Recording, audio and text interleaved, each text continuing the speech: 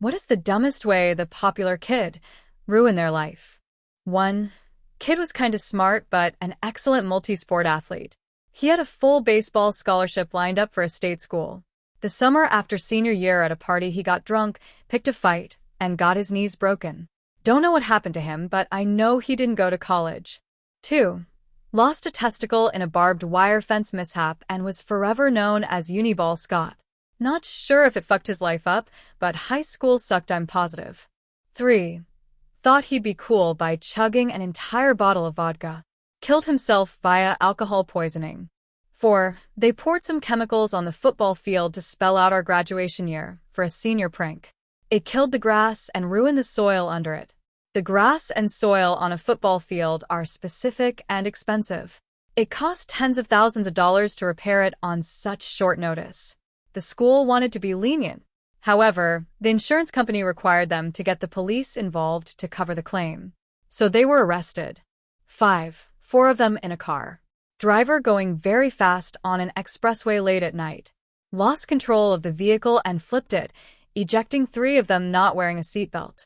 Driver got rolled over by the car and was killed instantly. Second was killed from the injuries. Third had severe brain damage and requires assistance until his dying day. 1 passenger was wearing a seatbelt and left with minor injuries except the trauma of watching 2 of his friends die and 1 of his friends become severely disabled. Edit. Many of you have asked where this was. It was upstate New York. I don't remember the year, but at least 15 years ago. Given how many of you asked where it was or shared similar stories, I think the overall theme here is, wear the seatbelt every time. What minor things are very attractive on men, but they never seem to realize it? 1. A nice laugh and a good sense of humor. I always hated the macho, nothing amuses me types or I'll only laugh sarcastically kind of guys. Cue the goofball that I've now been married to for over 5 years. When my husband and I were first dating, we ended up going to the zoo. It was one of those places that allowed you to feed certain animals for an absurd cost, and we decided to. Of course, when the giraffe started taking the lettuce from his hand, he ended up beaming and giggling.